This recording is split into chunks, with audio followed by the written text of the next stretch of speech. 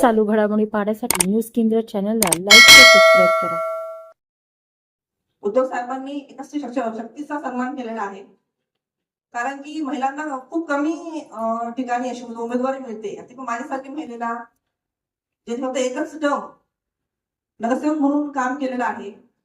खूप लवकर मला संधी देऊन त्यांनी माझा खरंच खूप खूप मोठा सन्मान केलेला आहे. त्यांचे मी मनापासून आभार मानते. आणि नक्कीच आमचा तो मुद्दा आहे, उद्देश आहे विकास विकास विकास. आणि ह्याच मुद्द्यावरती आपण ही निवडणूक लढतोय. आणि उमेदवारी मला खरं तर जनतेतून आलेली आहे, विविध सामाजिक संस्थांमधून आलेली आहे, विविध जाती धर्माच्या लोकांतून आलेली आहे. आणि 2,80,000 माझा भारत ज्यांच्यावर दिव्यांग लावलेला आहे त्या नागरिकांकडून आलेली ही उमेदवारी आहे. पण आपल्याला उमेदवारी दिलेली असताना इथले प्रस्थापित नेते असतील, पुढारी असतील, ह्यांना कुठेतरी त्रास होतोय, ह्यांना आपली उमेदवारी पचत नाहीये. ते कायम आपल्याला उपरी समजत आलेले आहेत. आताही ते आपल्याला उपरी समजतायत. तरी पण आम्ही संघर्ष करणार आणि जिंकणार. आता मध्येच एक इव्हेंट झाला.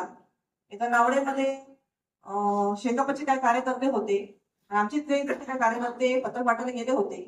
त्यावेळेस शेकापच्या कार्यकर्त्यांनी आमच्या कार्यकर्त्याला दमदाटी केली, शिवीगाळ केली, हातातील पत्रक खेचून घेतली. तुम्ही तर प्रचार करायचा नाही, आमचा इलाका आहे. आम्ही लगेच तळोजा पोलीस स्टेशनमध्ये त्यांच्या विरोधात कंप्लेंट केली आणि एनसी केलेली आहे. अशा प्रकारचे इथे आपण पाहतो गोष्टी घडतायत. म्हणजे त्यांना पचत नाही की बाहेर झालेली महिला उमेदवार इथे लढते.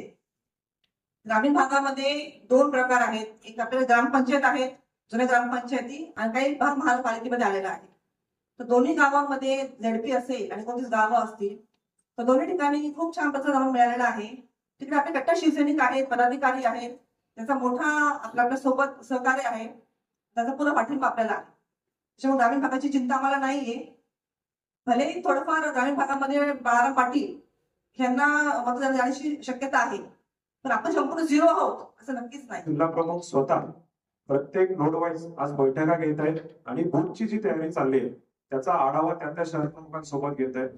सन्मान्य रामदास दादा पाटील असतील, भरत पाटील असतील, ही सर्व टीम आणि शिवसेना पक्षाचे जे वरिष्ठ निरीक्षक आहेत आणि फोरमचे सुद्धा कॉर्डिनेटर असं संयुक्तपणे हा आढावा संपूर्ण शहराचा चालू आहे. आणि आम्ही जबाबदारी वाटून घेतल्यामुळे काही जण ते काम करतात आणि आम्ही तुम्हाला संबोधित करतो. सर्वप्रथम सांगेल, जेव्हा मी बीजेपी मध्ये होते, भाजपमध्ये असताना, महिला अध्यक्ष असताना सुद्धा महानगरपालिका व्हावी किंवा नाही व्हावी असा प्रश्न आला होता. तेव्हा आम्ही स्वतः विरोध केला होता. तेव्हा मी स्वतः महिला अध्यक्ष होते.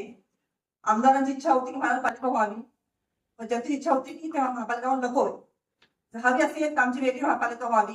खासदार कामाठा कळंबोली सिडको असा ती वेगळी महापालिका व्हावी. तरी पण त्यावेळेस मी पदावर असताना सुद्धा जवळपास 2,000 फॉर्म भरले होते की आम्हाला महानगरपालिकेवर समाविष्ट व्हायचं नाही. म्हणजे माझा विरोध तेव्हापासून आहे.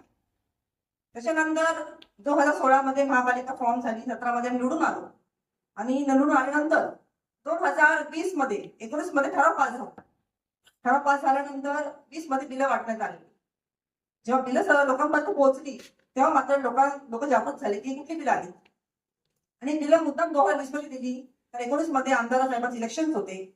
इलेक्शन मध्ये काय प्रॉब्लेम नको व्हायला, त्याच्यामुळे ही बिलं 2020 मध्ये दिली गेली. आणि बिलं कसे सादर पडता आम्ही आता अभ्यास केला, वाचन केलं की कशा प्रकारे प्रशासनाने अभ्यास करून कशा प्रकारे बिलं लावली आहेत. आम्हाला समजताच आम्ही आमचे लॉयर आहेत त्यांना भेट दिली, समजून घेतलं की महाराष्ट्र म्युनिसिपल कॉर्पोरेशन ऍक्टचे काय नियम आहेत, काय कायदे आहेत. त्याप्रमाणे अभ्यास करून आम्ही लोकांपर्यंत पोहोचलो. सांगितलं हे बिल चुकीचे आहेत, बेकायदेशीर आहेत, अवाजवी आहेत आणि दुहेरी आहेत. आणि ह्याला आम्ही तेव्हा विरोध केलाच होता. सुरुवातीला तुम्ही म्हणता जी माझी उपस्थिती होती, आज जनरल बॉडी मीटिंग मध्ये मी उपस्थित आहे ही माझी उपस्थिती होती, तिकडे माझी सही होती, त्यामुळे होतेच उपस्थित होते त्यावेळेस. पण टॅक्स लावावा त्या मुद्द्यावर कधी बोललेच नाही, शब्द बोललेले नव्हते.